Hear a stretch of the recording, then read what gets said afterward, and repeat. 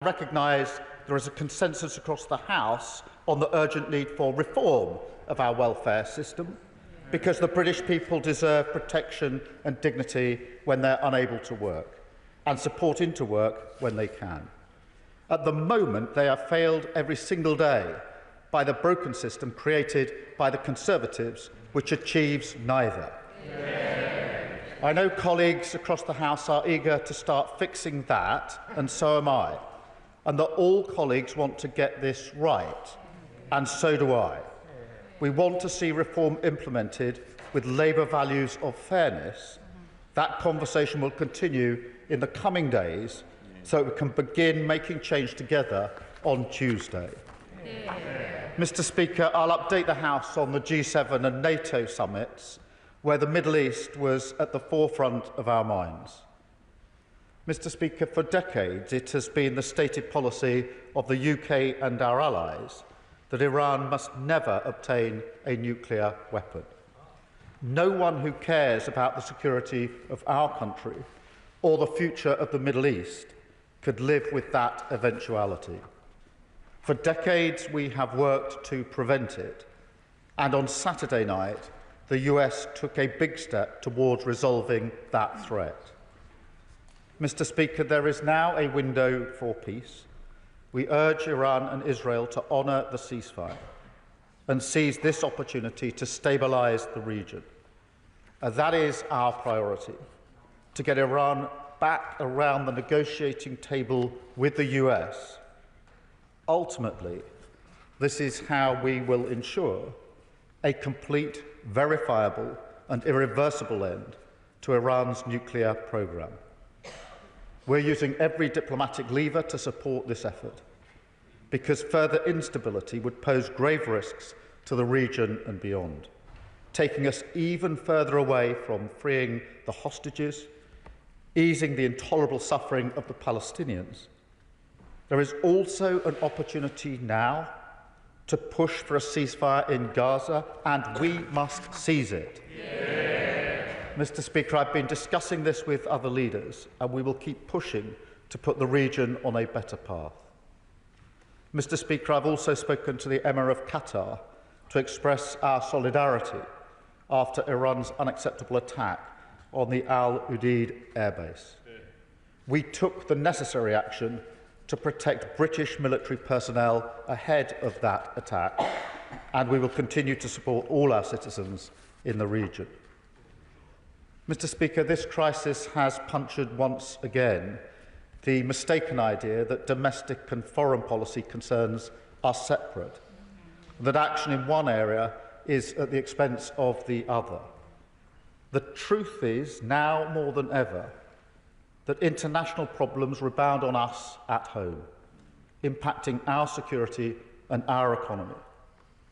Our national security strategy is clear.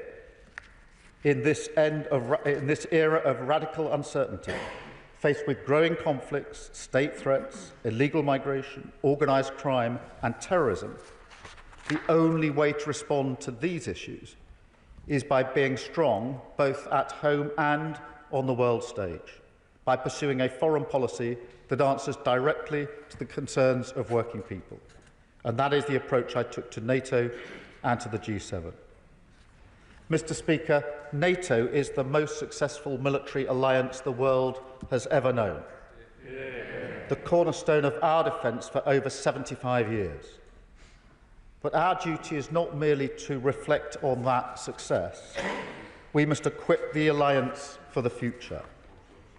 I've long argued that this is the moment for Europe to make a fundamental shift in posture. That's what the UK has done, delivering the biggest sustained increase in defence spending since the Cold War, and setting out a landmark shift in our defence and deterrence in the Strategic Defence Review.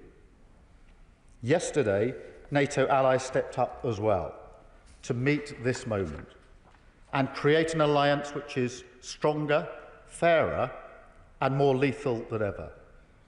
Together we signed a new defence investment pledge of 5% of GDP by 2035, including, for the first time, wider issues of homeland security and national resilience, like protecting our cybersecurity and our energy networks.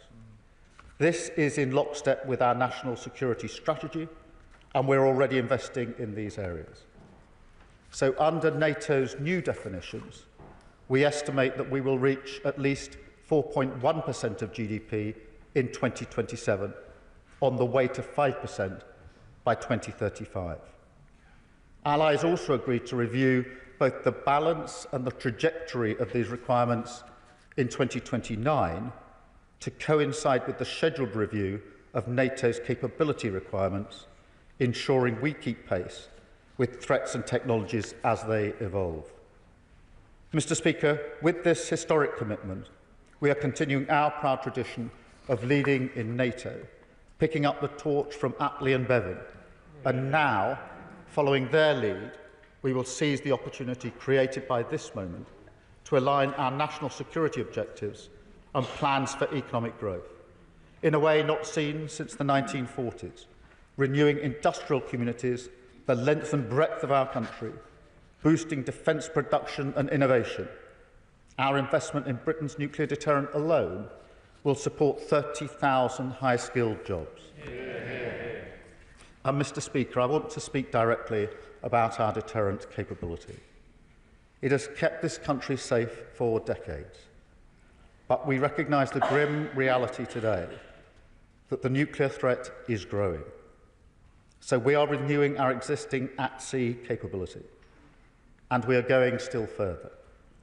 I can tell the House today that we will procure at least 12 F-35A fast jets, and we will make them available to bear nuclear weapons if necessary.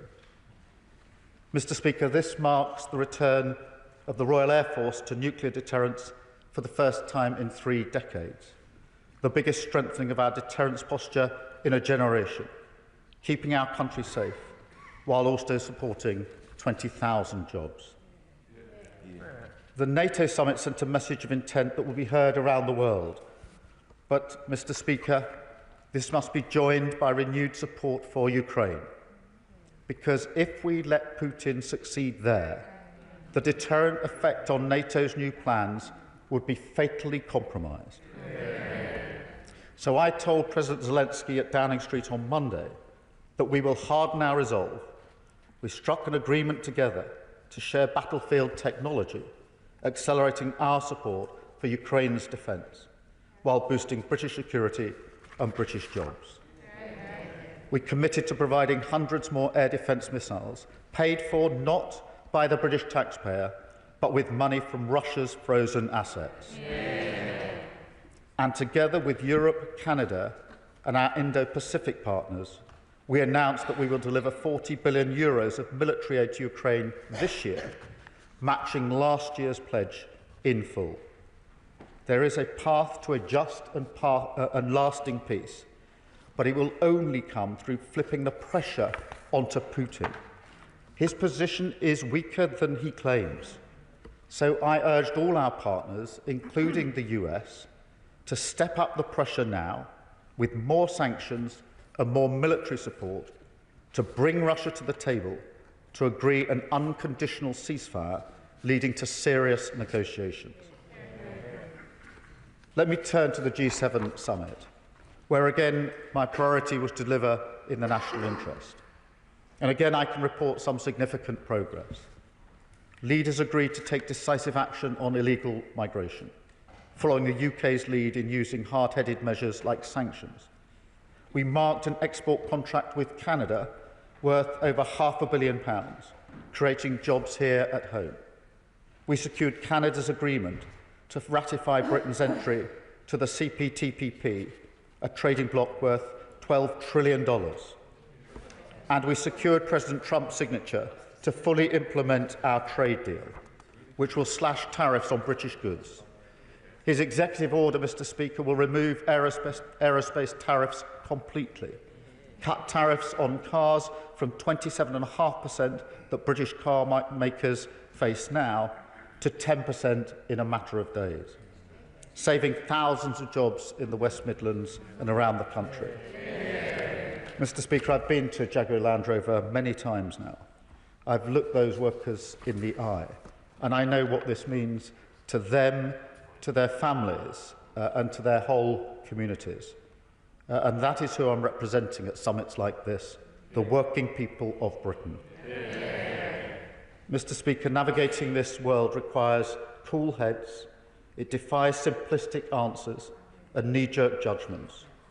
We don't pretend we can fix every global problem, but we can carve a unique path through these dangerous times to secure and renew Britain in an era of global instability.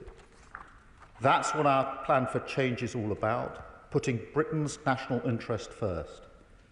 After years of economic chaos, we've delivered economic stability for the British people. After years of our armed forces being hollowed out, we're building up our military, firing up our industries, leading in NATO, supporting Ukraine, keeping Britain safe. After years of fraying alliances, we're rebuilding them and shaping them to serve the British people. Focused every ounce of our global influence to deliver for working people, to deliver it in the national interest. And I commend this statement to the House. Leader of the Opposition, Kemi Bednall. Thank you, Mr. Speaker, and I thank the Prime Minister for advance sight of his statement. He has evaded Prime Minister's questions for 2 weeks, only to come back here to tell us what we already heard on the news. This is a weak statement from a weak Prime Minister, which can be characterised in 2 words: noises off. In his statement, the Prime Minister said, "We urge Iran and Israel to honour the ceasefire." He said, "We are using every diplomatic lever to support this effort." What diplomatic levers? Are they the same levers he's using with his backbench rebels? Is he just asking them to please play nice? Let's be honest, Mr. Speaker. Nobody cares what this Prime Minister thinks, and why should they, when he doesn't even know what he thinks, and clearly no one cares what he thinks because he was not involved. We used to be a strategic player on the global stage, Mr. Speaker, advancing Britain's interests with confidence. Order, order. You may not wish to hear the Leader of the Opposition. I do. Can I just say, it doesn't do anybody good in this chamber to try and shout somebody down who's speaking. Thank you, Mr. Speaker. They can shout as much as they like, but we all know the truth. We used to be a strategic player on the global stage, advancing Britain's interests with confidence, and now we are on the sidelines. Over the last few weeks, historic events unfolded in the Middle East, and at every stage, Britain has been out of step with the US and out of the loop with Israel. Last week, the Prime Minister came back from the G7, insisting that there was nothing that President Trump said that would indicate he was about to get involved in this conflict. Days later, the US launched its attack on Iran's nuclear facilities. He had no idea what was going on. The week before, Israel launched an attack on Iran, and it became apparent that the UK was not even informed about the attack in advance, despite us having been involved in previous preventative action. How is this standing up on the world stage? On Tuesday, the Foreign Secretary, a lawyer, repeatedly could not say whether the US strikes against Iran's nuclear facilities were legal. This is a government that doesn't know what it's doing. Let me make the Conservative position clear, Mr. Speaker. Iran has been a direct threat to the UK for years, plotting terrorism on British soil. It must not get nuclear weapons. And this is a time for Europe to step up, and the UK should be leading. Instead, we have an Attorney General using international law to constrain and restrict the UK while the Prime Minister hovers indecisively on the sidelines. What we need is a leader. Instead, we have 3 lawyers. Last week, I wrote to the Prime Minister about how this conflict has underscored the folly of the government's £30 billion Chagos surrender deal. The Diego Garcia base is of obvious strategic importance for conflicts in the Middle East. They're shaking their heads. They don't understand. It is obvious. It was used extensively. Diego Garcia was used extensively during the war in Afghanistan, including by the United States. And at Prime Minister's questions, the Prime Minister said that this Chagos surrender had been opposed by our adversaries, Russia, China and Iran. Since then, it has been widely reported that China have offered massive congratulations on the deal and conveyed that it fully supports Mauritius. So can the Prime Minister now admit that he was incorrect to state on the floor of this House that China opposes the Chagos deal? And can he confirm if he still views China as an adversary? Under the terms of his deal, if the US were to launch an attack from the military base on Diego Garcia, we would have to inform the Chinese-allied Mauritius government.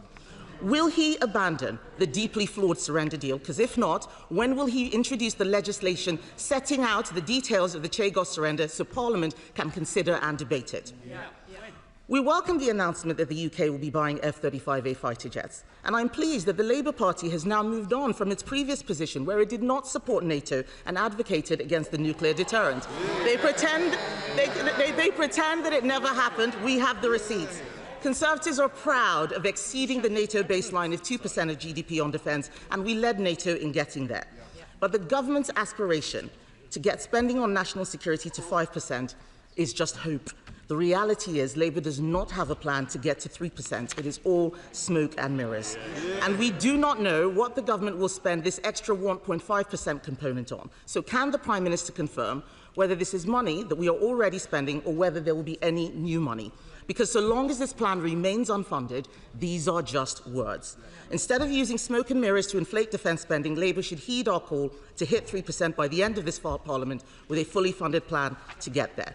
You look at the money they claim they're going to save with their welfare bill. 5 billion is nowhere near the tens, if not hundreds of billions that we're going to need to find to meet this defence spending target. And this is the problem, Mr. Speaker.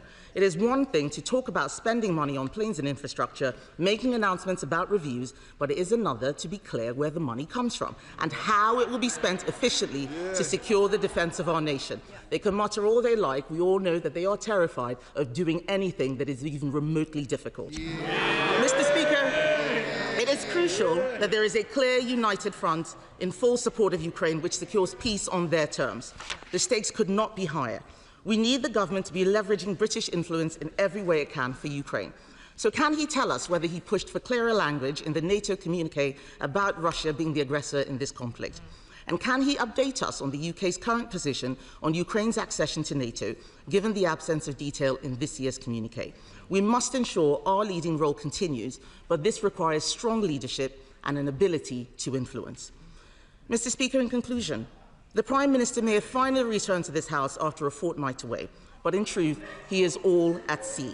Irrelevant on the world stage, impotent in the face of rising illegal immigration, and now with 126 of his own MPs all openly undermining his authority, his government is incapable of making even the smallest changes to bring down the cost of our ever-expanding welfare bill. There is no way they're going to be able to pay for our defence. This is a government that is paralysed by its own legal advice, paralysed by its rebellious backbenchers, and paralysed by the fear of being found out for having no real vision for this country. Prime Minister. Can I say to those who were late in, please don't stand. Prime Minister. Mr. Speaker, we live in more volatile times than many of us can remember, with conflicts in many parts of the world that are evolving in a very fast and dangerous way. There's never been a more important time to work with our allies and to be absolutely serious in our response. That response was unserious. Unserious. To suggest at a time like this that the Prime Minister attending the G7 summit and the NATO summit is avoiding PMQs is unserious. What happened at NATO yesterday was historic. It was very important at a time like this that NATO showed unity and strength with a commitment to the future, not just to the past. That took a huge amount of work with our allies over the last few days and weeks. We have been centrally involved in that, crafting the final outcome, and we were recognised as having done so. I'm proud that we helped put that summit into the right place yesterday, and the world emerged safer as a result. And that was the unanimous view of 32 allies leaving NATO yesterday. For the leader of the opposition to belittle it just shows how irrelevant she and the party opposite are becoming. They used to once be serious about these issues. They used to be capable of cross-party consensus. And all of that is slipping away. We've led on Ukraine, 3 trade deals, and she talks about the prospect of US attack. She must have overlooked the fact that on Tuesday, when I returned from the G7, the first thing I did was go straight into a COBRA meeting to plan for all contingencies, including a possible US attack on Iran. And I'll tell her why I did that, although we did offer Privy Council briefings, so she knows this. We have military personnel co-located in nearly all the bases across the Middle East. And therefore, I was extremely concerned to ensure that immediately on my return, I took every step to ensure I had the highest levels of assuredness that we had the preparations in place to keep our people and our assets safe should the need arise. So far from being blindsided, we were planning through last week. We were talking to the Americans. We were put on notice about everything that they did. She simply doesn't understand the nature of the relationship at that level. In relation to Diego Garcia, let me disabuse her. We do not have to give Mauritius advance notice under the treaty. That is absolutely clear. And she talks about defence spend. We are the party that has increased defence spend to the highest level since the Cold War, 2.5%. They talked about it. We did it. And Mr. Speaker, she says we don't know where the money is coming from. She was pressed on this in an interview not so long ago, and this was her quote. She said this, Mr. Speaker, we talked about getting to 3% by 2030, and we couldn't make the numbers work, she said. And then she goes on, we need to find a way to make the numbers work. I was intrigued by this interview. I thought she was about to lay it out. Then she goes, quote, this sort of thing requires real thinking. And then she said, let's start looking at what we can do. It's about setting up task forces. Mr. Speaker, that's how unserious they are. She asked about the Ukraine communique. As she will know if she'd actually studied this, the way that NATO works is an iterative process. And therefore, the position on Ukraine has not changed for NATO, and it's not changed under this government. On the contrary, we're recognised as leading on Ukraine, the closest ally of Ukraine, working with them the whole time. That is something I'm proud of. I think it's something the House is proud of, because we have been doing this on a cross-party basis across the House, and the sooner we get back to that, rather than the unserious response of the Leader of the Opposition, the better. Chair of the Foreign Affairs Select Committee, Dame Emily Thornbury. Thank you very much, Mr. Speaker.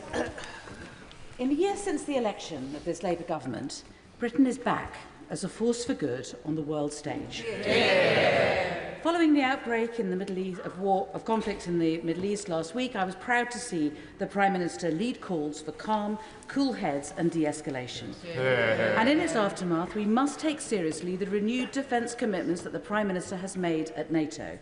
But we must also proudly wield the soft convening and convincing power that the UK has in spades. And that is soft power, which has historically been the key to successful diplomatic efforts in Iran, securing the JCPOA, and in the wider Middle East and around the world. Could the Prime Minister confirm what the Foreign Affairs Select Committee has learnt from our conversations with our European allies? It is quite clear that Britain is also quietly and effectively stepping up to lead the fight against Russian disinformation and cyber warfare, and the investment that we will be putting in it will be well spent. Well, I thank her for her question. She's absolutely right. The need to de-escalate was the central focus into the weekend and out of the weekend, and I'm very pleased that we've reached a ceasefire in relation to the conflict in Iran, and we absolutely need that to hold. She's absolutely right about soft convening power of the United Kingdom. It is an incredible asset that we have, and yes, we are, and I can confirm for her, working with others in relation to Russian disinformation and cyber attacks, which, as the House knows, are a regular occurrence. Leader of the Liberal Democrats, Sir Ed Davey. Thank you, Mr. Speaker, and can I thank the Prime Minister for early sight of his statement. Can I say that Liberal Democrats agree that it would have been wrong to leave an empty chair in front of the Union Jack at the table for the G7 and NATO, and that it's astonishing, and I share his surprise, that it's now Conservative policy not to attend the G7 and NATO. Mr. Speaker, I'm glad the Prime Minister signalled retreat on his welfare plans and hope that he will now listen to everyone and not just his backbenchers. On the G7, despite the progress that he outlined, it remains extremely damaging to the world economy that the United States and Donald Trump continues their policy of protectionism. And I wonder if he could update the House, if he had discussions with other G7, indeed NATO colleagues, about how we could persuade President Trump to resign from protectionism. On NATO, the Prime Minister is right that Putin's imperial ambitions present a once-in-a-generation threat to our security. Last week, I travelled to Estonia to meet British troops and Estonian leaders, including Prime Minister Mikhail. Estonians have not forgotten the repression enforced by Russian tanks, nor the murder of 4 former prime ministers at the hands of the Kremlin. They are under no illusions about the threat posed by Putin, and we must not be either. Yeah. So I welcome his commitment to NATO's new spending target. In the face of Russia's war machine, the British Army remains an essential guarantor of our country's security and that of our allies. And meeting with our incredible troops stationed in Estonia, I was inspired by their skill and professionalism. We need to get more brilliant people like them into the military. So will the Prime Minister consider Liberal Democrat proposals to move more quickly to reverse the Conservatives' cuts to the Army and back our new £10,000 bonus for recruits? It's vital we take such measures as Putin continues his barbarism in Ukraine. Mr. Speaker, our commitment to Ukraine's defence must be increased, not reduced. So in addition to the actions he outlined, can the Prime Minister confirm whether he has held more discussions with partners on not just using the interest from the Russian assets, but seizing the frozen Russian assets, so we can bolster our support for Ukraine and pay for a faster increase in defence spending? The Estonians believe they have a plan to deal with all the complications he mentions when I ask him questions about this. So is he prepared to meet me to discuss Estonian ideas to break the backlog so we can seize these assets? The Prime Minister also spoke about the conflicts and crises in the Middle East. He is right to push even harder for a ceasefire in Gaza. People around the world will question whether military action rather than diplomacy will actually make us safer in the future. So we must redouble our efforts for a just peace in the region, and that must include self-determination for the Palestinian people. Yeah. Will the government finally commit to recognising a state for the Palestinians? Yeah. Can I thank him for his question? He started by asking whether I'd discussed with other G7 partners the question of the tariffs from the US. Yes, we did. We do frequently discuss trade and the economy and the challenges, frankly, that those tariffs put in place for all economies. And that is the sort of coordination and discussion that goes on all of the time and will continue to do so. On the troops in Estonia, I've visited those troops a number of times myself. They are incredibly brave. They have a real sense of purpose. And I can tell him that at NATO, it was the front-line states on the border with Russia that were leading the charge in relation to the work that we had to do yesterday to renew and take forward the pledges that we make.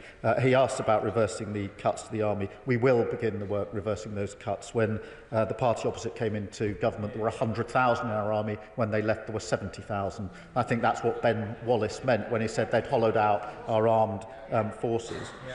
On the question of the assets, and whether they themselves can be seized rather than just using the interest, I have been discussing that with colleagues, as he would expect. It is complicated, as he knows, and there isn't one view, frankly, on this issue amongst colleagues and allies. I'm very happy to see the proposals that he's received from Estonia, I believe, or any others. But it remains complicated.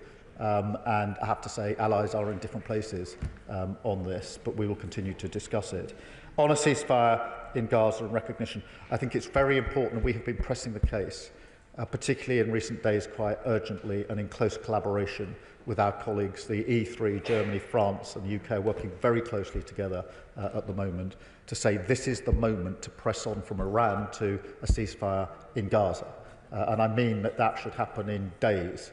Not weeks or months. I do think there's a window of opportunity here. I hope that it happens. I can't predict that it will. But I do think that all of us should do all we can to ensure that, along with the ceasefire in Iran, we push to that ceasefire in Gaza. And on the question of recognition, it's long been our party's policy, this government's policy, to recognise Palestine at the right time in the process to bring about the peace. Because I think without a two-state solution, there is little prospect of lasting peace in the region. That remains our policy. Thank you. Thank you, Mr. Speaker. Last week, as part of the Armed Forces Parliamentary Scheme, I visited NATO's headquarters in the UK, where I met fantastic young men and women learning great skills as they prepare to defend Britain abroad. But for my constituents in Newcastle Central and West, they may well ask why, when we see cuts, for example, as proposed in the welfare bill, of such great amount, why defence spending is rising. For the benefit of my constituents, could he simply and briefly set that out? Firstly, can I congratulate her on her elevation? I haven't seen her personally since then. Very well deserved. But she raised a really important point. It is right that we recognise that the first duty of the Prime Minister is to keep the country safe and secure in a volatile world. And that is a duty that I take extremely seriously. We do live in a volatile world. And it's not just something which happens overseas and has no impact on us, because what has happened in the Ukraine conflict has already had an impact on her constituents in relation to their energy bills, in relation to the cost of living and so much else. And we can see from the last week or two the impact that the conflict in Iran was having on oil prices again, which have a direct impact on her constituents. So it is absolutely right, and in our own interests, that we take the necessary measures in relation to defence spend. I should also say that we're determined to ensure that as we spend more on defence, that is reflected in good, well-paid jobs in the United Kingdom, including in her constituency, on all three fronts. That is the answer I give to her constituents. See, the Iranian regime has long presented a threat to the United Kingdom. As the Prime Minister and I have both experienced, our security services have foiled almost 20 Iranian-backed plots here at home. The prospect of a regime like this having nuclear weapons is unacceptable, and so I welcome the US and Israeli action. Does the Prime Minister agree with me that we and our European allies should now trigger snapback sanctions unless Tehran admits the IAEA and allows them to fully verify that all efforts to enrich enhanced uranium have ceased?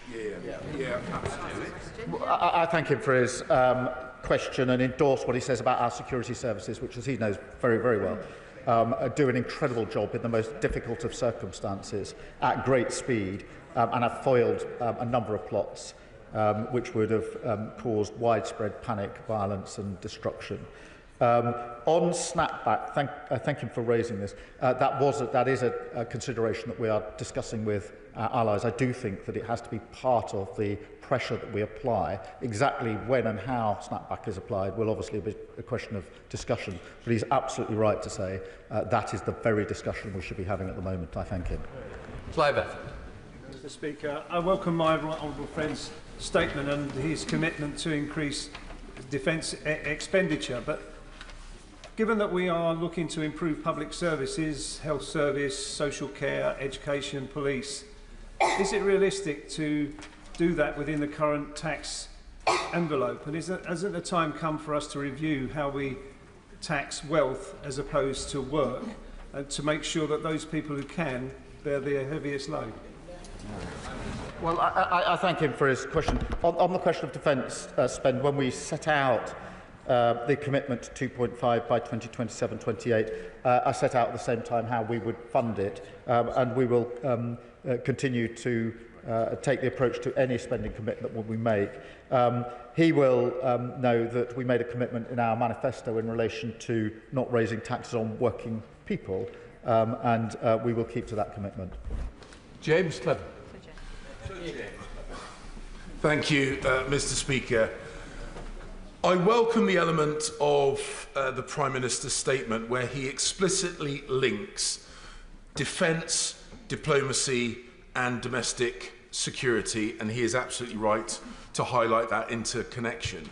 Therefore, will he revisit the spending review, which sees 4.5% and 5% real terms reductions in Home Office and FCDO budgets to make sure they can actually do their jobs within that interconnected system?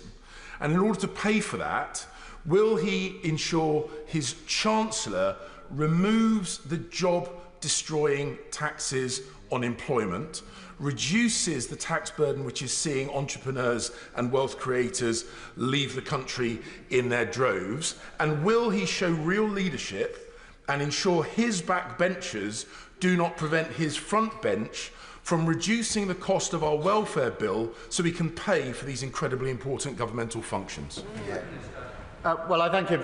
On the question of the Home Office responsibility in relation to domestic security, he's absolutely right, and that's why it's important under the new definition of NATO that resilience at home is now included, because cyber attacks are commonplace. Attacks on energy has been weaponised, and there are many counter-terrorism operations that have to be carried out in relation to state threats. We were very careful in the spending review to make sure there was adequate money on all of those threats, and I went through that myself, so I can give him that assurance. In relation to the money coming in and out of the country, he'll no doubt want to celebrate. We've had record investment under this Labour government in the last 12 months, £120 billion, including the single biggest, which was £40 billion 2 days ago from Amazon, the single biggest investment, a sign of confidence in this government, be measured in many jobs across the country. Well, Thank you, Mr. Speaker. Rochdale has been a proud home for Ukrainians ever since they were forced to flee Soviet starvation, murder and oppression in the 1930s and 40s. And so many in my constituency will warmly welcome the decision to send 350 advanced air missiles to Ukraine, built in Britain and paid for by the interest on those seized Russian assets. So does he agree that Russia, not Ukraine, should pay the price for Putin's barbaric war? Yes, I do, and I think it's very important that we emphasise when we do send these missiles to Ukraine that, one, we're supporting Ukraine as we have done throughout, but secondly, that is not paid for by the British taxpayer, but is paid for on the interest of Russian assets that have been frozen. Helen Maguire. Thank you, Mr. Speaker. Does the Prime Minister agree with me that in the context of the threat posed by Putin, we must be providing more guidance and support to Britons to prepare them for the possibility of a future conflict, and that this should involve a national resilience campaign? Well, I do think we need to focus on resilience, and in a sense, the shift to 5% is a reflection that national resilience is becoming ever more central in relation to our own national defence, particularly on cyber, where there are frequent attacks from other states. On energy, we've seen from the Ukraine conflict that energy has been weaponised, and in relation to counter-terrorism with state-backed actions in this country, many of which have been thwarted. But she's absolutely right, we need to do more on resilience. Dr. Zuba Ahmed. Speaker, while the Prime Minister was in his rightful place at the NATO summit this week, I was in my constituency of Glasgow South West for the opening of the Janet Harvey Hall, a £250 million installation that will turbocharge shipbuilding in this country and put it in the service of our defence sector. The Prime Minister knows the government shipbuilding very well. We on this side of the House recognise that the defence of our country is now inextricably linked with the growth of our economy and investment in our public services. But this view is not universally shared. So can I ask the Prime Minister to urge the SNP government to back our defence sector as we back our defence sector for the sake of jobs and prosperity in Glasgow South West and further beyond? Well, I do urge the SNP to back our defence spend and the jobs that it brings with it, but also our defence stance, because I think, as I understand their position, it's against the single most effective capability we have, which is our nuclear deterrent at a time of the greatest volatility we've seen for decades. That is simply wrong in principle, and I urge them to change it. Harriet Baldwin. Thank you very much, Mr. Speaker. And at the NATO summit, was the Prime Minister able to add his voice to the congratulations and thanks that NATO Secretary General paid to President Trump for the successful military strike on Iran's nuclear programme? We've long argued that Iran should not be capable of having a nuclear weapon, and what happened on Saturday night was a big step to alleviating that threat. That was the subject of many comments at the NATO summit, along with the congratulations for the ceasefire that has now been brokered, and the emphasis we now need on getting Iran around the negotiating table, for the reason being this: if it's to be irreversible and verifiable, then it is important that that is done through negotiation, and that's what we focused on. Mark Ferguson. Mr. Speaker, I welcome the Prime Minister's statement, especially on defence. Politics is about priorities, and as I know he knows, the most important responsibility of government is defence of the country and defence of its people. So I echo the very sensible points made by the Right Honourable Member for Richmond and Northallerton, sadly, which weren't made by the opposition from bench, particularly his point around our intelligence services. Our intelligence services are the finest in the world. There are those who we will never know and we will never see, who have kept this place safe, our democracy safe, and our communities safe. So will he assure me that as we seek to invest more in defence, there is a particular focus on supporting our intelligence services? Well, he makes a good point. Our intelligence service do an incredible job, and I pay tribute to them. As he will know, from now on, where the intelligence services are contributing to our national defence, that will be included in our defence spend. Not included in 2.5%, that was core defence as always understood, but then to be added to it, which takes it to 2.6% in 2027-2028. Jamie Flynn. Mr. Speaker, it won't have escaped anyone's notice that whilst the Prime Minister was rightfully away at the G7 and NATO summits, he made tens of billions of pounds of unfunded spending commitments. Yet next week he expects members of Parliament to vote with him to remove money from disabled people who need help to go to the toilet. How can he justify making a moral argument for security abroad whilst removing security from disabled people at home? Well, as he will know, when we announced the 2.5% increase in defence spending, we made it very clear where that money was coming from, and it was not coming from welfare spend, as he very well knows. But I believe in the moral duty, and it is a moral duty, to defend our country. That means working with our NATO allies and making sure we have the most effective deterrent. He cannot give lectures on the moral duty to protect our country whilst maintaining a position of casting aside the single most effective deterrent that we have. That is unserious. Sir Nunton. Thank you, Mr. Speaker. I currently visited a NATO Air Force base in Poland as part of the Armed Forces Parliamentary Scheme that I'm currently partaking in with the RAF. I saw firsthand the importance of working closely with our NATO allies to defend our nation and keep us secure, as we witnessed firsthand a scramble to the skies to ward off Russian fighter jets. Can the Prime Minister confirm that he is prioritising the well-being of our armed forces personnel, both at home and abroad, so that they can continue to keep us and our allies safe? Well, I thank her for that. It is, of course, Armed Forces Week, and amongst other things, we have given the Armed Forces the single biggest pay increase in many, many years, and made a strong commitment to other aspects, including their accommodation, because it's important that we recognise and reflect what they do for our country, and it's very important we ensure that we have and are able to retain the brilliance in our armed forces. Sir Bernard. Thank you, Mr. Speaker. Can I very much welcome NATO's commitment to 3.5% core defence spending and 5% on a broader definition by 2035 for all NATO member states.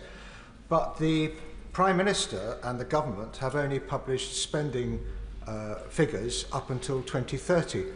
Isn't it now incumbent upon the government, and when will the government now publish public spending plans for 2030 to 2035 to show how the 3.5% of core defence spending is going to be met by the government? Otherwise it's just an unfunded promise.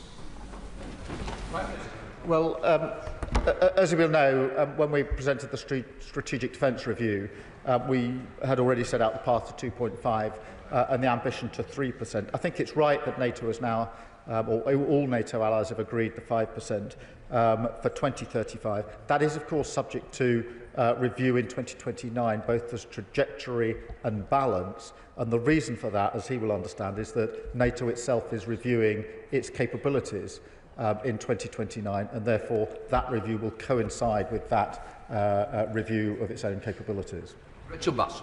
Thank you, Mr. Speaker. Diplomacy is the best way to prevent risk, to de-escalate risk, and also to ensure that we get long-term security. So could the Prime Minister tell the House what discussions took place about how to escalate the focus on diplomacy in the Middle East to resolve the situation in Gaza, because clearly the architecture is not delivering at pace, but also the forgotten war in Sudan? Well, I thank you for a question, and can I reassure you that not just at NATO and the G7, but actually on a daily basis we are having discussions with other leaders about the architecture, about the path, about how we can use diplomacy to get to a ceasefire in Gaza and to get to a much better place in Sudan, and thank her for raising Sudan, not raised often enough. We're doing that at speed. We're trying to bring as many allies with us as possible. I do think that if the Iran ceasefire holds, and I hope that it will, that does create the space for saying now is the time for that ceasefire in Gaza. Only the first step, of course, to the route first to recovery and then to a two-state solution. Sir Julian. After a worrying start, President Trump has now strengthened NATO both by extracting promises of more money and by the positive comments he made at the end of the summit. Has the Prime Minister had a chance to assess whether this means that his love affair with Vladimir Putin is beginning to cool? Well, look, firstly, I think it was really important that NATO was united in the way it was last night. And I don't just mean the comments of President Trump. I mean that the whole 32 on the same page on a really important moment for NATO. And he will understand how much hard work, guile and diplomacy went into ensuring that that was the outcome. But I think it was a real sigh of relief around the world that that was the position. In relation to Putin, look, we are urging that this is the moment to push further to get Putin to the table for an unconditional ceasefire. President Zelensky said for many weeks that he's prepared for those talks, and we did discuss that as allies, and I've discussed it many times with President Trump, as he would expect. Alan Gavin. Thank you very much, Mr. Speaker. Would the Prime Minister care to comment on what our adversaries will think when they hear the Leader of the Opposition mistakenly say we can't afford our defence commitments? Does such a fatuous response keep our country safe? No, it doesn't. It was frankly embarrassing to suggest I shouldn't have been at NATO or the G7. And I think our backbenchers recognise it. That's not the position traditionally of the Conservative Party. The sooner they get back to that position, the better. Sir Desmond Swain. Was there any discussion about the killing zones which currently constitute the provision of humanitarian aid in Gaza? Yes, there was, and there's real concern about the intolerable position in Gaza and what we can do to alleviate that position. We have repeatedly said that it's intolerable, repeatedly said that the current arrangement for aid are never going to work and can't be maintained. And there is urgent diplomacy going on to try and alleviate that situation. We'll continue in those efforts. Just after. Thank you, Mr. Speaker. And I strongly welcome the Prime Minister's announcement on defence spending, especially during Armed Forces Week. Does he agree with me that this is a landmark historic commitment reflecting both the scale of the threats we face and this Labour government's commitment to the security and defence of our country? Well, I do agree with them. It is landmark. It's very important. It shows the resolve of NATO and it reflects the resolve of this Labour government. I'm pleased that we were closely involved in the crafting and the bringing together of the agreement that was reached yesterday. Ayab Khan. Thank you, Mr. Speaker. The democratic primaries in the most cosmopolitan city in the world has demonstrated that people will no longer support hypocritical and disingenuous politicians. I'm sure the whole House agrees that Iran must not have nuclear weapons. But the Prime Minister, as a lawyer, will understand, I'm sure, that the attack upon Iran by Israel and the US did not engage the Caroline principles, which allow a preemptive strike. Does the Prime Minister agree with that analysis? And if he does not, can he say from that dispatch box that he supported those attacks? Yeah. Well, Mr. Speaker, if we all agree that Iran shouldn't have nuclear weapons, it's about time we did something about it. And what happened on Saturday night was a big step towards alleviating that threat, and that is really important. I think we now need to complete on that, and the way to complete on that is with the talks that are now needed to get Iran back to the table to make sure that it's irreversible and that it can be verified, and that's what we're focused on. Kelvin Bailey. Thank you, Mr. Speaker. I welcome the Prime Minister's leadership in recognising the need for a strategic response. It's been 35 years since the Options for Change paper began the drawdown of defence spending from 4.1% GDP. We have spent that dividend, gambling we would not need to defend our values, and a generation has benefited from that bet. But we now must take our chips off the table and reinvest in our security. Does the Prime Minister agree with me that we must level with the public about the threats we faced and the cost of underinvestment in our armed forces? Yes, I do agree, and that's why we've begun the hard work of reversing the damage done under the last government. He's right about the dividend that's been enjoyed. Now we must make sure there's a defence dividend, and that is, as we spend more, that is reflected in good, well-paid jobs in the United Kingdom that boost our economy across all parts of our communities. Good job. Thank you, Mr. Speaker. The former Prime Minister has just welcomed the US military action against Iran at the weekend. Why can't the Prime Minister bring himself to welcome it too?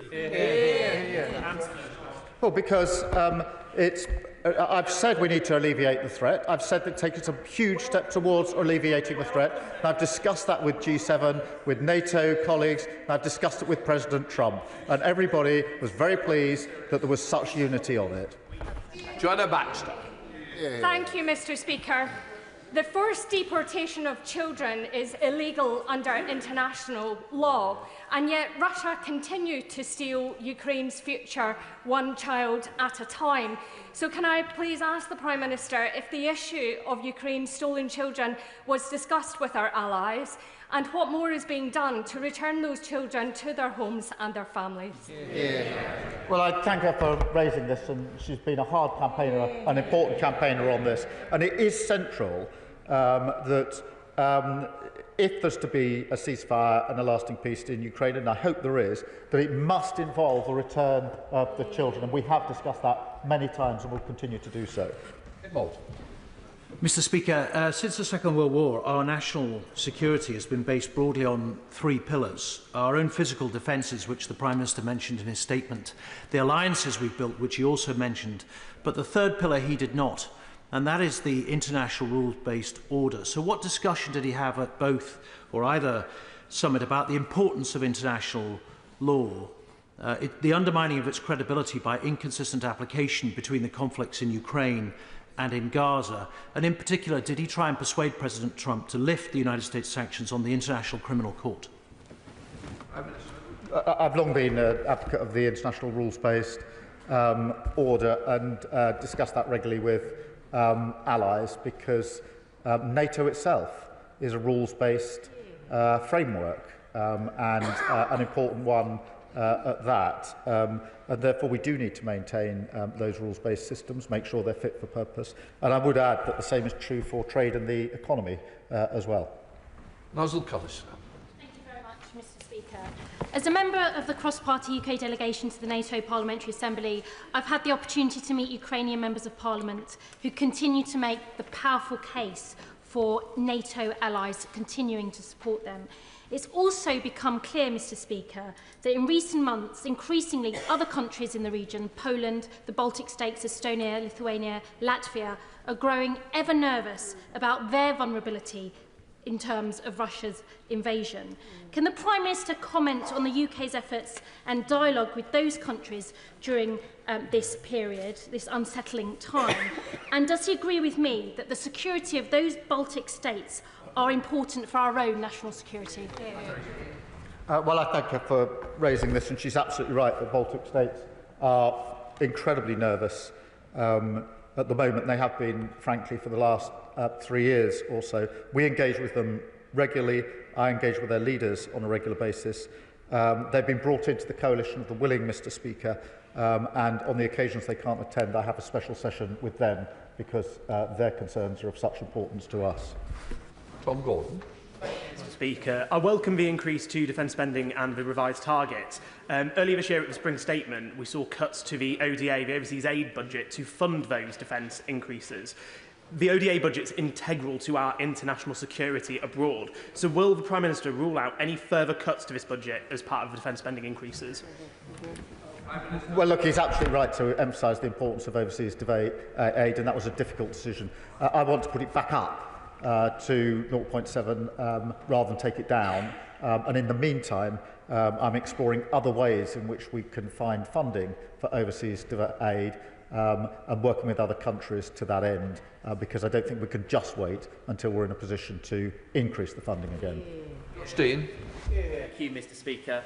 I welcome the Prime Minister's statement today and the leadership that he is showing on the world stage in really uncertain times, which, beyond the confines of this place, I know are genuinely welcome in my community in Hertford and Stortford.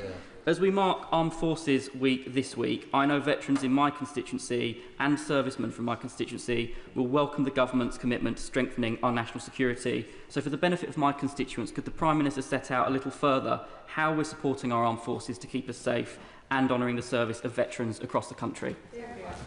Well, let me first pay tribute to the veterans in his constituency and across the country.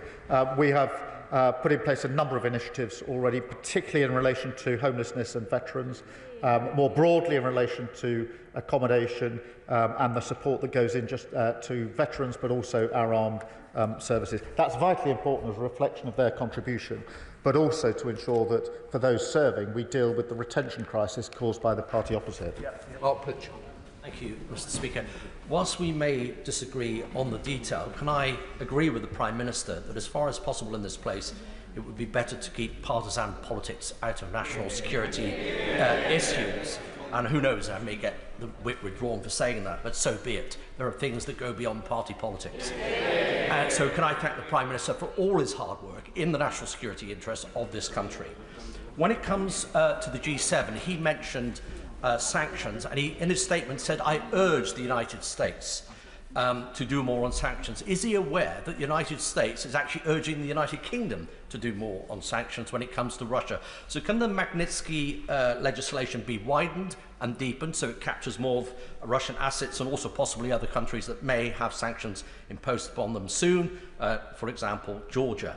On NATO, Joint Expeditionary Force, which was mentioned in the summit, he will know, having attended the Norway meeting some weeks ago, that the Ukraine is a JEF partnership nation. Could he tell the House if the UK supports Ukraine becoming a full member of the Joint Expeditionary Force, and if so, when that might happen? Well, I thank him for his questions, but they're all good questions, so I'll endeavour to answer each part of them. In relation to sanctions, which is being discussed intensely, as he will understand, there are two elements to that, really. The first is the immediate application of sanctions in relation to Russia, where we are attempting to make sure that we all act together, so the US, the UK and the EU together, and that is the focus of our discussions and what we're urging on the US. He will know there's a piece of legislation in the US which is ready to go and needs to be coordinated with what we're doing. On the longer term, I think we need to look always at whether there's more we can do within the framework on sanctions, and we can discuss that in this House. On the important point he makes about Ukraine and Jeff, we've been a leading advocate of Ukraine having a bigger role or having a role in Jeff. Ukraine already has enhanced partnership with the GEF, and that's the first of its kind. That was at the last GEF meeting that we had in Norway just a few weeks and months ago, and we were one of the leading nations pushing for that greater involvement. We'll see over time whether that can be taken further, either with GEF or with NATO, obviously, but it was an important first step, and not only a reflection for Ukraine, but also a message to Russia. Thank you to the Prime Minister for his leadership representing us around the world in the last 2 weeks, exactly where he should be. Does the Prime Minister want to remind the party opposite about the fact it was the Labour government which last spent 2.5% of GDP on defence? And can the Prime Minister set out how increasing our defence spending will keep our country safe and support high-quality manufacturing jobs in West Bromwich and the whole nation? Well, I'm happy to remind the House that we had 2.5% of GDP on defence spending under the last Labour government, and we'll have it under this Labour government. In 14 long years, they didn't do that. Mr. McBeth. Thank you, Mr. Speaker. I welcome the increase in defence spending. So will the Prime Minister take this opportunity to explain where the money is coming from, particularly as his government continues to weaken our country's economy and when another expensive benefit U-turn on top of the winter fuel U-turn is on its way? Well, she must have missed the record investment in our country in the last 12 months, £120 billion, the 4 interest rate cuts and the fastest growth in the G7 in the first quarter of this country. And every time we've increased defence spending, as we did with the 2.5%, we've set out at the same time where that money is coming from. Mr. MacDonald. Thank you, Mr. Speaker. I find the Leader of the Opposition incredibly disappointing, so goodness knows what her own benches think. But while she's talking Britain down, can I commend the Prime Minister for the leadership he's shown this week? And could he say a little more about how businesses in the defence supply chain, particularly in the Teesside Defence and Innovation Cluster, can contribute to this national mission for defence and security? Well, I'm grateful for him for raising this question. There are 2 or 3 principles here. Firstly, as we increase defence spend, we need to see that reflected in good, well-paid jobs in constituencies across the country.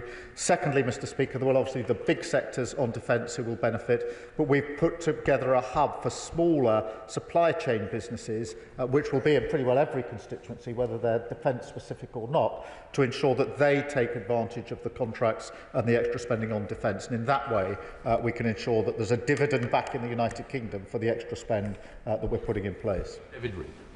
Thank you, Mr. Speaker. There's been some recent confusion from defence ministers surrounding the purchase of 12 F-35A nuclear-capable fast jets. So can the PM please inform the House when the proposed in-service date is for this important capability? Well, we made the commitment to the capability. We're obviously now talking to allies about precisely what the timetable will be for that, and I'll update the House. But the important thing is the commitment is there. He will know that this is a commitment to the NATO initiative, bringing us within that initiative, and therefore a lot of moving parts. But the commitment we've made is a very firm commitment, and I'll set out the timeline and progress on it in due course. Dr. Peter Priestley. Thank you, Mr. Speaker. So F-35A, hard power. BBC World Service, soft power. Would he agree with me that the World Service is a crucial element of our soft convening power? Yes, I've long been a supporter of the BBC World Service, and it chimes with the other questions I had about the soft power of this country. We have incredible soft power, incredible strength in our diplomacy, and that very often achieves results in a way that then makes it less necessary to use the hard power. Thank you, Mr. Speaker. There is scepticism in my Huntingdon constituency at how the increase in defence spending might create good local jobs there. But having already pitched to the Chancellor and the Defence Secretary earlier this month to the Procurement Minister alongside my local authority CEOs, Huntingdon is recognised as the home of UK defence intelligence capability, as well as that of US operations in Europe, as well as NATO's.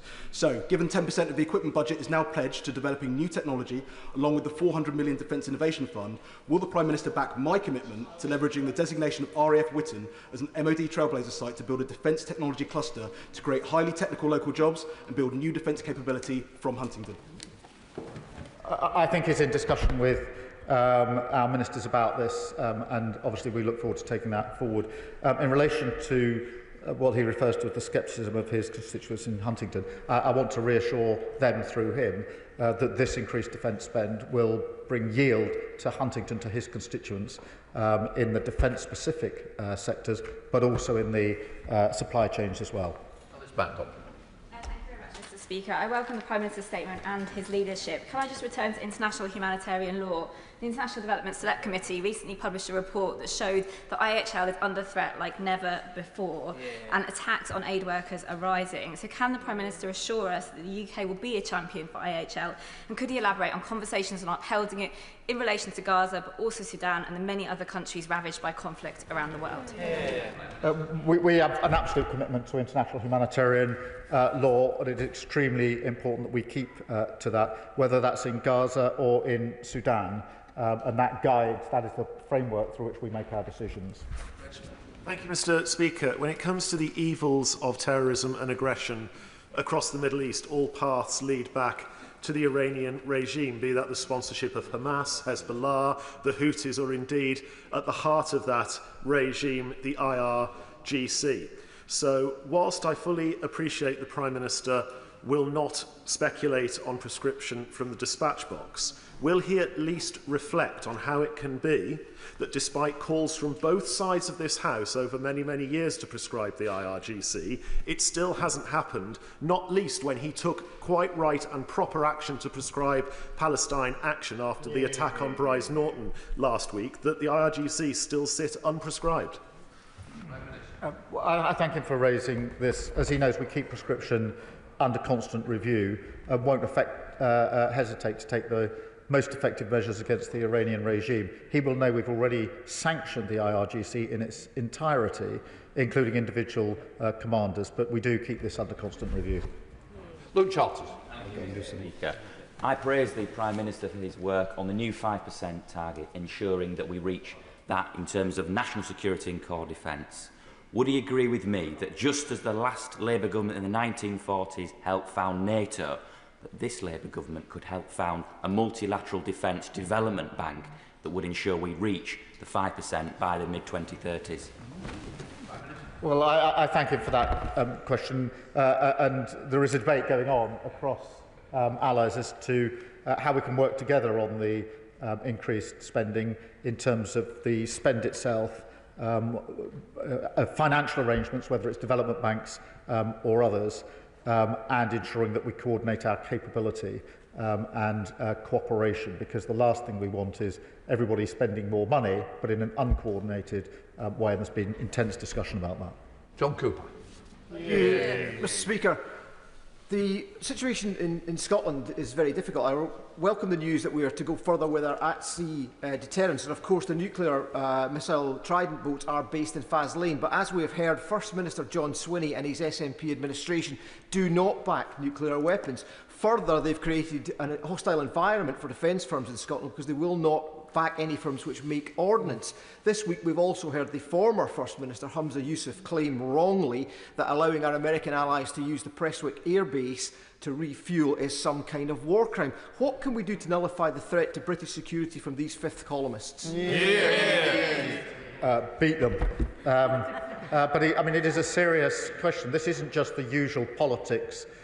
This is a serious question of national security. The nuclear deterrent, the at-sea deterrent, is, as he rightly says, housed in Scotland. I went and met one of the subs coming back in just a few months ago. It was a very humbling experience, quite frankly, and got an even deeper sense of what they do for our country, and it should be supported in its own right and as an essential deterrent. And it's among the reasons that we need to change a government in Scotland. John Slinger.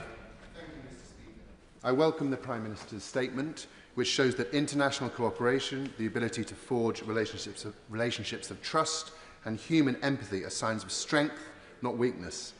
Our country is stronger for his leadership and pursuit of peace globally through diplomatic means. Hear, hear. Does my right honourable friend agree that we can only deter war and defend our allies such as Ukraine if outward-looking diplomacy is backed up by ever stronger armed forces and an ever stronger economy?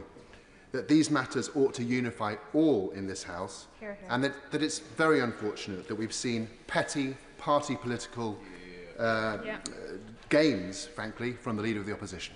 Hear, hear. Well, I agree with him, and all I can say is, in fairness, I can see that on the faces of some of the members opposite, there is clearly disquiet at the approach that the Leader of the Opposition took, and it's not surprising. Nick Timothy. Thank you, Mr. Speaker. On the 5% defence investment pledge, resilience spending appears to include energy infrastructure. Given the evidence about Chinese-made cellular internet modules and kill switches, will he say categorically that China must be kept out of all critical infrastructure, including wind turbines and solar panels? Well, he's right to raise this issue, and obviously we carefully review and monitor any Chinese involvement in any elements of security. But it is right that we now include resilience in our overall definition of national spend and act accordingly. Laura Cox. Mr. Speaker, and I thank the Prime Minister for his commitment to keeping our country safe and his effective diplomacy to that end. While our international aid budget is now diminished, it remains my belief that the work we do to prevent and respond to humanitarian crises around the world plays a crucial role in global stability and security, and in turn our own. Can the Prime Minister reaffirm his commitment to this vital role for the UK in the world? Yes, I can, and she's right to raise it and to describe it in the way that she did. And we're a leader on this, continue to be.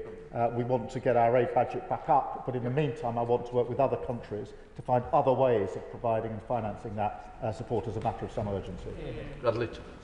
Thank you, Mr. Speaker. I welcome the increase in defence spending, but how on earth is the Prime Minister going to pay for it when his party can't agree on a small reduction in the welfare bill? We have set out in clear terms when we went to 2.5%, both the date plus the way in which we would pay for it. That's the way we do business on this side of the House.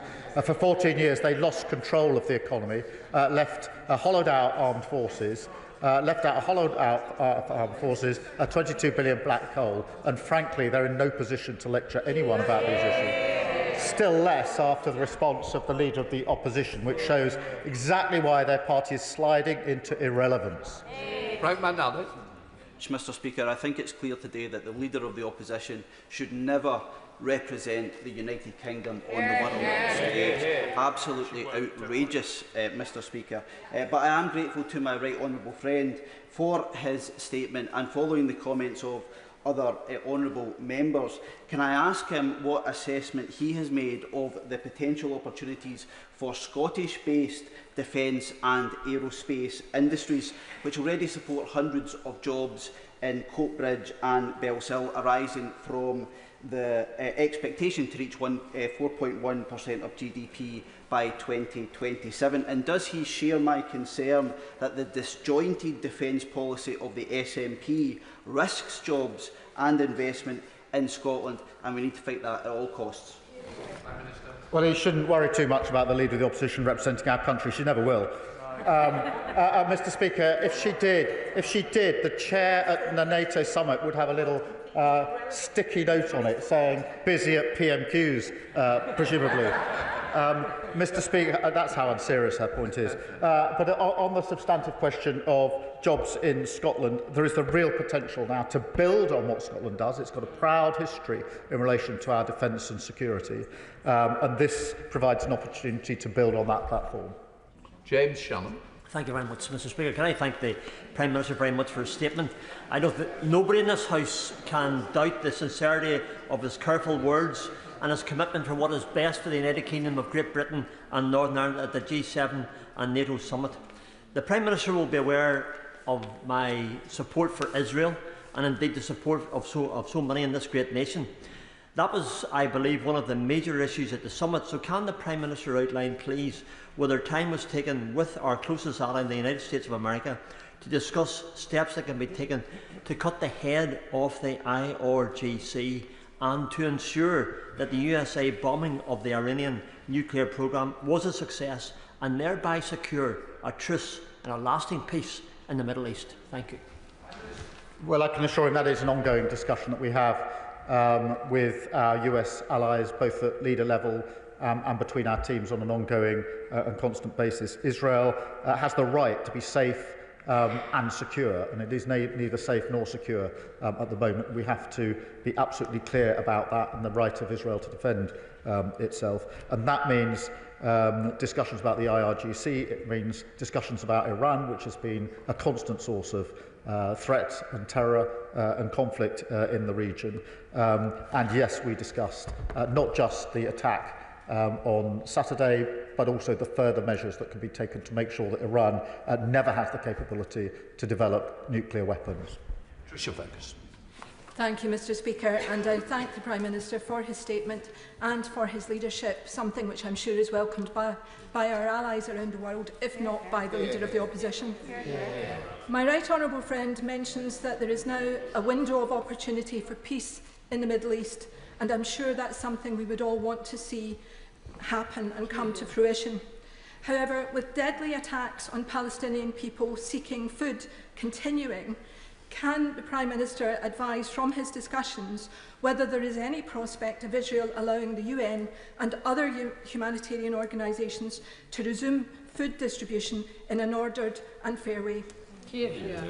Well, they should do, and we're urging that they do, because the current arrangements are intolerable and they're never going to work.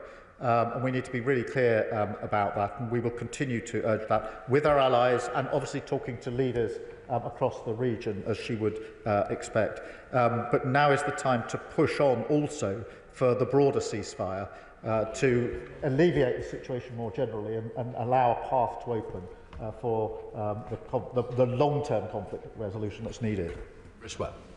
Thank you, Mr. Speaker. It's the role of any government and Prime Minister, and it's their first duty to keep this country safe. I know it's a role that our Prime Minister takes incredibly seriously, which is in stark comparison to what we've seen today from the Leader of the Opposition. The Prime Minister will know when he visited Blackpool, and he has visited Blackpool many times since becoming Leader of our party, that young people told him at my sixth form college they're crying out for local jobs in the Blackpool area to keep them there. Will he ensure that this defence increase of 5%, which is welcome, will create the decent, well-paid jobs on the Fylde coast so young people in Blackpool can get those jobs where they live? Well, I'm grateful for his question. I've visited Blackpool many times, as he knows. I know firsthand just how important it is for young people to see money going into their economy with jobs in Blackpool for them. And I remember profoundly at a sixth form college in Blackpool asking the group of, I think, 17-year-olds how many of them were proud to be from Blackpool, and they all put their hand up. And when I asked them how many of them thought that their jobs in the future would be in Blackpool, only one of them put their jobs up, because they all thought that they would have to leave Blackpool to get the jobs that they wanted. We need to turn that around. This gives us an opportunity to start doing that. We now come to Chris Vance. Thank you, Mr. Speaker. And can I thank the Prime Minister for his statement today? And from a personal point of view, can I thank him for his recent visit to Harlow and the Downs Primary School, which recently received an excellent Ofsted report. Would the Prime Minister agree with me to achieve the sustainable and long-term peace that we all so desperately want in the Middle East, in Gaza, in Ukraine and in Sudan? We must work together with one voice with all of our NATO allies, and that's why his leadership on a global level is so important, and it's so important that he attends all of these events to represent our proud nation. Well, I'm grateful. I remember being the most recent visit to the primary school, I think, was to roll out our free school meals policy. So I was very happy to do that, Mr. Speaker, by actually serving school meals myself. So if all else fails, I've got a backup. But Mr. Speaker, he's absolutely right. This is at a time like this. It is actually a time when usually this House comes together and speaks with one voice, and we're the more powerful for it. And I have to say, President Zelensky has told me on a number of occasions how much it means to his people. And to be fairness to the party opposite, they've always been resolute on Ukraine. She needs to look again, the Leader of the Opposition, at her approach. The sooner we get back in a time like this to the kind of cross-party unity we had, the better, because our adversaries know that when they see unity here, that is much more of a problem for them than when they see unserious division. That completes the statement. Let the front bench change over.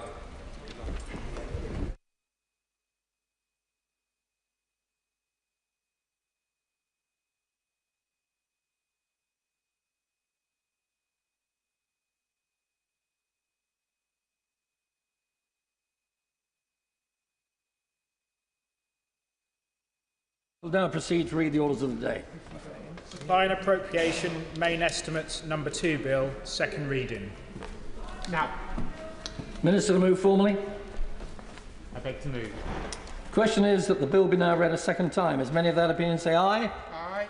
Contrary, no? The ayes have it. The question is that the bill now be read a third time. As many of that opinion say aye? Aye. Contrary, no? I think the ayes have it. We now come to the general debate on the Armed Forces Day. Minister Luke Pollard, move. Thank you, Mr Deputy Speaker. I beg to move that this House considers Armed Forces Day.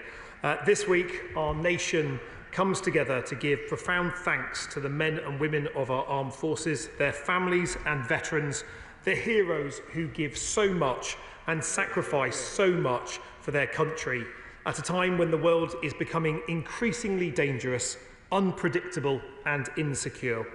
Right now, our armed forces are helping Ukraine to defend itself against the might of Russia by supplying kit and equipment, nearly 3.5 years into a war which Putin thought would be over in 3 days. Our armed forces are in Singapore with the UK Carrier Strike Group led by HMS Prince of Wales, strengthening Britain's ties with the Indo-Pacific. They are operating as part of every NATO mission alongside our allies, keeping the peace in zones of potential conflict, and our people are working in the Middle East to de-escalate tensions and stabilise the region. Our armed forces are contributing to UN peacekeeping forces around the world, helping to bring hope to war-torn communities, and they are protecting our shores at home, ready at a moment's notice to respond to any emerging threats. Truly, they are the best of Britain, recognised globally for their professionalism and dedication. And this week, in Armed Forces Week, we have a chance to say thank you, to thank them for their service, to thank their families for their understanding at the times when they are away, to thank those people who support our men and women in uniform, in defence industries, in the supply chain, in the technology companies that help keep them having the fighting edge that keeps our country safe. Now, apart from those affected by COVID restrictions, 2024 was the first year since the inception of Armed Forces Day that there was no national event. This government is proud to have restored it this year, backing 3 days of celebrations in Cleethorpes. And as my honourable friend, the member for Great Grimsby and Cleethorpes knows, it's a community which carries a long tradition of not just honouring our armed forces, but shaping and supporting them too. From the local RAF station at Northcotes, which was home to the Coastal Command Strike Wing during World War II, disrupting enemy supply chains with great success, to active veteran groups today, like NEL for Heroes, which does outstanding work in North East Lincolnshire, helping veterans to return to civilian life. But although the biggest celebrations will be taking place in Cleethorpes, where the Defence Secretary will be this weekend, there are more than 180 other events taking place across our nation. Earlier this week, my ministerial colleague Lord Coker was among the large crowds which turned out in Northern Ireland to celebrate Armed Forces Day. Happy giving way on that point. Yeah, Mr Deputy Speaker, that I was very fortunate to be there and had an opportunity to meet Lord Coker from the other House. It was very clear to him and I both that the 60,000 people turned out to commend and celebrate such a wonderful occasion. Can I ask the Minister, maybe later on, if you don't mind, would he outline clearly what can be done to recruit more TA soldiers? Will it be flexibility with employers? Will it be the jobs and the courses they can do? Or will it be to enlarge the numbers of cadets, please? Thank you so much. Well, Mr Deputy Speaker, can I thank him for his years of service? It was in Westminster Hall yesterday that he added up all the years that he served in uniform, and I think that was 14.5 years in total in various roles. So can I thank him for his service to our country? It is absolutely vital that we address the retention and recruitment crisis we inherited from the previous government. We're making good progress in that regard. A key part of that is not only recruiting new people to our regular forces, but also making it easier to join the reserves as well. And whether people are serving full-time, part-time, in their spare time, there is an opportunity for people right round the country to contribute to our armed forces. My ministerial colleague, the Minister for Veterans and People, will be setting out further steps as to how we're going to improve our reserves as we approach the Armed Forces Bill in the next session of Parliament, making the case that improving our reserves makes us safer, but also provides more opportunity for the nation to have a closer connection with those people who serve as well. Happy to. I'm very grateful to the Minister. One of the 180 events that he mentioned will be Armed Forces Day in Andover, which I'll be attending on Saturday. As he knows, Andover is home to Land Army headquarters, and I wondered whether he could reflect on the importance of the work of celebrating armed forces in those communities which physically embrace their headquarters and their camps and residences, to sustain that connection between the non-uniformed civilian population and those who protect them on a daily basis. Well, can I thank him and thank him for his attendance at an Armed Forces Day event this weekend. As someone who represents Devonport, home to Western Europe's largest naval dockyard, I'm acutely aware of the relationship, the important history and the connections today between our military, those civilians that in Devonport's case support the fleet, and our wider community, including veterans.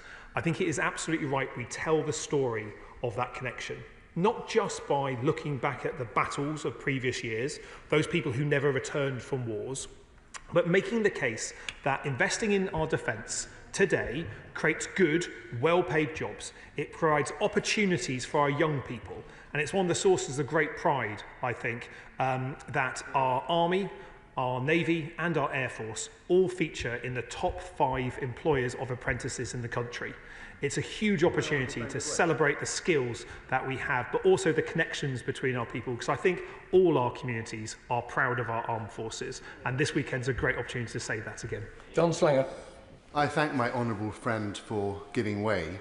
He knows that recently I had the great privilege of visiting our base in Erbil in the Kurdistan region of Iraq, where I saw for myself the dedicated service of the troops and their officers who are doing huge work to help that regional government and also thereby enhance regional security and British security. They are a tribute to this country and we owe them a debt of gratitude, and we should remember that there are so many service men and women overseas doing very difficult work, sometimes in harm's way, and on Armed Forces Day we must remember all of those serving officers and soldiers as well. Well, can I thank him for his remarks just there. I think it is a good reminder that on Armed Forces Day and in Armed Forces Week there'll be parliamentarians on all sides of the House visiting local communities, making the case for armed forces in their communities. But there will be people from communities right round our country who won't be at those celebrations because they'll be serving on the front lines overseas, helping to project UK power and influence, helping to stabilise regions and helping to make sure that we're de-escalating tensions. And the work that our forces do in the Middle East may have been in the news quite a lot recently, but their work that is often not covered in the news is nonetheless as vital for our national security and worthy of our praise and thanks. And I'm certain on a cross-party basis there is support for the work that they do across the Middle East. My right honourable friend, the Minister for Defence Procurement and Industry, will be in Liverpool this weekend celebrating alongside her community of Liverpool Garston at Armed Forces Day events. And the Minister for Veterans and People, my honourable friend for Birmingham Solioke, will be in Coventry, having completed a tour of many of our communities nationwide, making the case for further investment in services to support our veterans, Mr Deputy Speaker, a vital part of this government's work to support those people who have served. Many celebrations will be taking place across Scotland and Wales, including in Edinburgh, where the Minister for Scotland will be attending, and I will be back home in Plymouth, home to not only Devonport but Stonehouse, the spiritual home of the Royal Marines, where I'll be out on force on the Hoe on Saturday. And for those people not familiar with Plymouth geography and some of our international viewers, the Hoe is a wonderful cliff-top view of Plymouth Sound, and nothing more sinister than that, shall I say. But look, as a son of a Royal Navy submariner, I'm proud to represent my hometown, which is not only steeped in military history, but also plays a pivotal role in protecting Britain today. Having grown up as a Navy brat, I know that many remarkable people in defence tend to dismiss their achievements as just part of the job, a humbleness that defines service in our country. But I know what they do, how they go well beyond the expectations of a normal day job, how they shoulder immense responsibilities with great modesty and, supported by their families, perform the ultimate public service. Through the government's Strategic Defence Review and defence reform, we're putting much more emphasis on our people and on renewing the nation's contract with those who served. The most troubling thing I've seen recently in relation to our people was the Continuous Attitude Survey, which revealed that only a quarter of our service personnel believe they're valued by society. For members who haven't read the latest Continuous Attitude Survey, can I encourage them to do so? It tells a story about what our people think, and although we're now seeing morale stabilising after a decade of falling across all three of our services, the fact that they don't feel valued by society should be a wake-up call for all of us about how we talk about our armed forces, how we support our armed forces. Happy giving way. I thank the Minister for giving way, and I apologise for not being in the chamber when he referred to my constituency. Earlier this weekend we will be hosting National Armed Forces Day, which is going to be fantastic, and the comments that he's making there about remembering our veterans, remembering our people, Saturday will be a true celebration, and all of the work that so many people put into making sure that we are safe and secure every day. Minister. Well, can I thank her for all the work that she put into making the case as to why Cleethorpes should be the first of the renewed National Day events.